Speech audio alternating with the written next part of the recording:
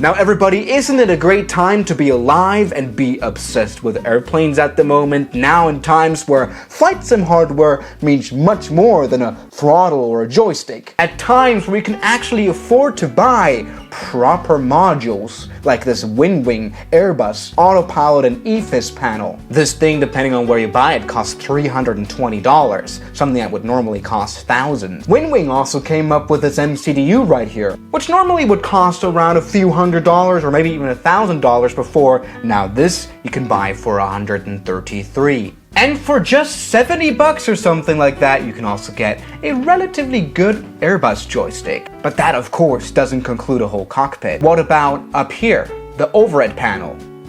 Well, it's right here. Because everybody, recently I found out about this company called Rosefire, which is a bit of a name that only a Chinese company could come up with. And just look at the packaging. Look at how many switches you can switch on this thing, on the A107 Max overhead panel for Airbus. And this seems to be an interesting solution to a problem that I've been having. See, in the future, I don't want to use my mouse to control the flight sim planes anymore. I want to use my fingers to press the buttons physically. But like, how do you set up an overhead panel? I mean, you can buy one for like 4,180 euros, but how do you hang that up and still make your desk usable? Well, why don't you compress an overhead panel into this, and so you can put it on your desk. This thing costs $350, and today we're gonna see whether I can actually recommend it or not. Now, this is the packaging. Looks like a normal packaging. What I find interesting is these backlights here. All right, so let's open this $350 product, relatively almost the same price as the Airbus panel. And you know what, I think that's that's an okay price, because it makes me believe that it actually can be good and not crap and last for longer than a week. Oh yeah.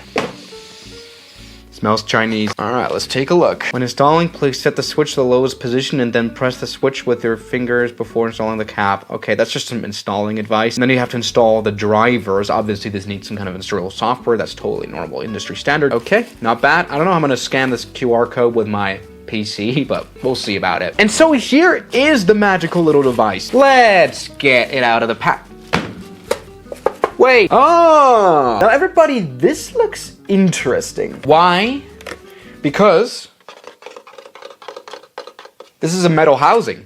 This is kind of nice, and honestly, I do like the form factor. This is what this bad boy looks like, and as you can see, it's not that much. It is a bit bigger than my hand, but this makes it actually fittable on a desk, which was a bit of a concern of mine when I first received this. Now, a bit of a quality check. While I do like the metal housing, I feel the buttons feel as though they're a bit 3D printed. This is not a nice noise to hear. Well, I'm saying this is totally doable quality. For example, the windshield wiper seems totally fine. It doesn't feel like this thing's falling apart, which is a good thing. I would be a bit afraid if Airbus had this build quality in their real airplanes, you know. The buttons are, I don't know if they're properly straight. They move about a little bit, like, this is what the switches feel like.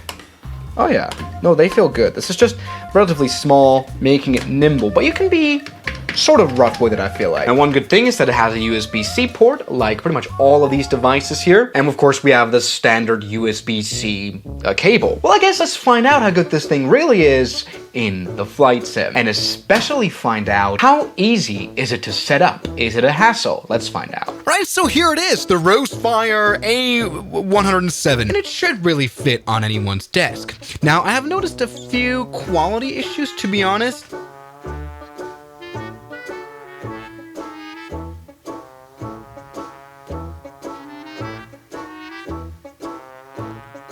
Like on second glance right here, there seems to be a little bit of a, can you see that's a little bit broken? And once again, I'm not most excited about the quality on the fire extinguishers. Luckily, that's a part that I will never use normally. Anyway, something that comes with this thing for free is this, a free stand. So let's take a look, and I think this is actually quite interestingly done. So how this works is you actually kind of like an accordion, you put it out like this, and then you put it like this, and put it like that, and then you can, like, it's free, and it worked as a brilliant way to do it and to package it, honestly. Like, you could just, like, even put, like, iPads on. Honestly, pretty good. Okay, all right, so moment of truth. Here is the USB Type-C cable. Let's plug it in and see what happens. Oh yeah, some lights. Could you see that? After all, they promised 5-minute setup. Though I'm unsure what metal housing is. Okay. Now, when you scan this QR code, you get to a Google Drive. This is where it becomes a little bit because you have to install unproprietary software. But okay, let's do that. In order to use this, we have to install the so-called MobiFlight, which is like a software that I've used a lot for custom hardware and stuff. So let's do that. Okay, so here is MobiFlight. It looks a little bit more complicated than it is, to be honest, but here we got the module of Rosefire A107. In order to use this Rosefire thing, we have to install the overhead panel configuration. Now, to be fair, this is relatively explained. All you need to do is open the MobiFlight connector config of the A107, and according to their tutorial, we should be free to launch. Let's go ahead and do that. Well, to be honest, now the company of WinWing does this a lot better with their products. As you can see, this isn't booted up, but all you need to do is launch their Sim App Pro software, and then it automatically detects your thing. Look, that already works, and that's great, and automatically connects to the Microsoft Flight Sim to various A320 airplanes. All right, come on, let's go ahead and load into the Airbus A320 by Phoenix, which is fine. I don't mind having to use that airplane. What I mean by having to use, I just couldn't find any other configuration files for this thing. It's just Phoenix, which is okay. Keep in mind, this thing was launched not too long ago at all. And so everybody, finally, we are in. And as you can see,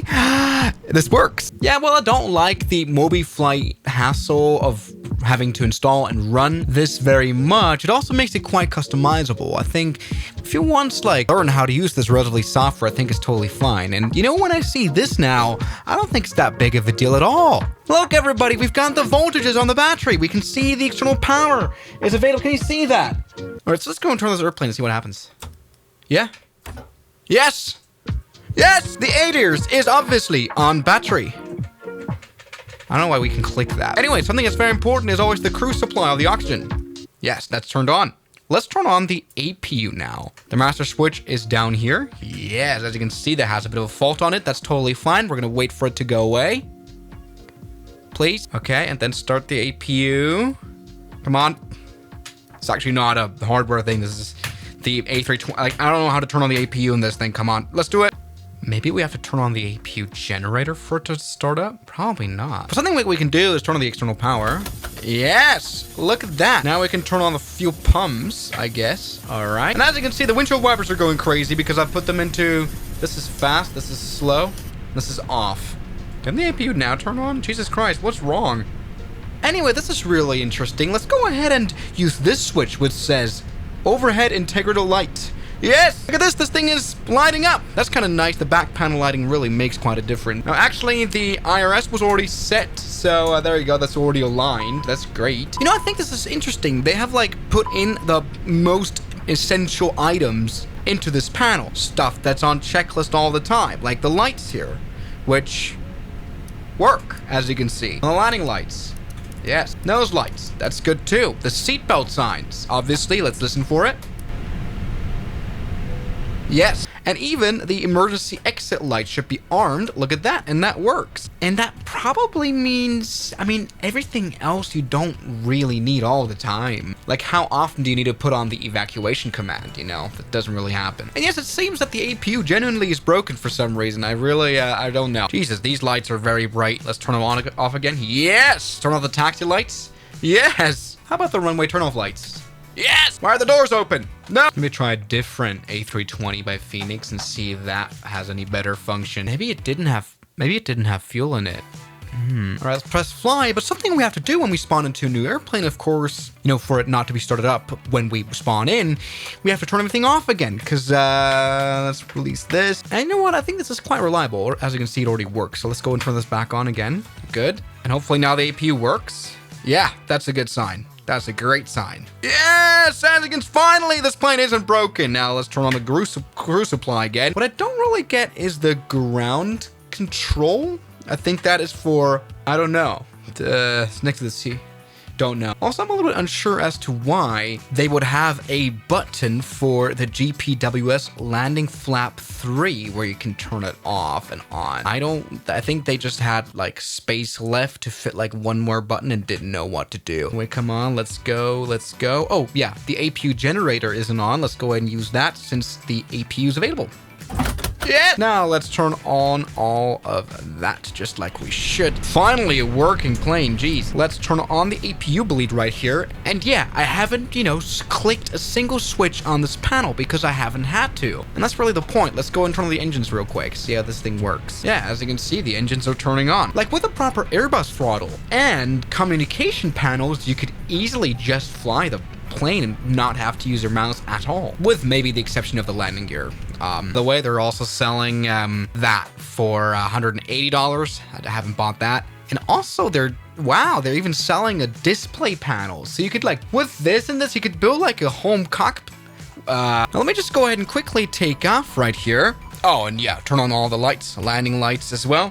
Shut up, aeroplane, you're good. And let's quickly take off. Yes, as you can see, the landing gear comes up. Because I really want to see what happens here when this goes wrong. Now, I hope I don't have to use this feature a lot, but let's search up fire. Engine 1, unextinguishable fire. Let's go ahead and just not look at anything but this thing. Let's see if anything happens. Yes, it has a bit of a faint red light right here. Now, in real life, you would have to, pull this up and then pull the fire extinguisher out. Here, we don't have this safety mechanism, I think. We just push it.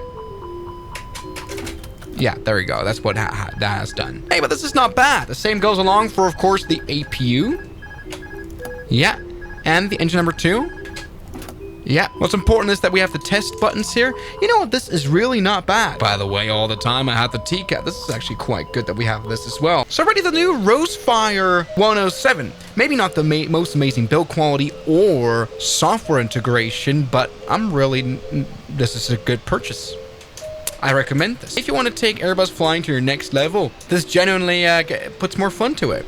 Not bad at all. So thank you guys so much for watching this Airbus video, and I'll see you guys tomorrow as always. Good night. And a special thanks goes out to my members, my supporters, Guns Killer, R27, James Duram, That Dude, Anime Gods of Gaming, Derek, Insider Plane, Nishijitsu Fanner, Professional Jamal, Ryland Williams, and New the York. You've got beautiful names.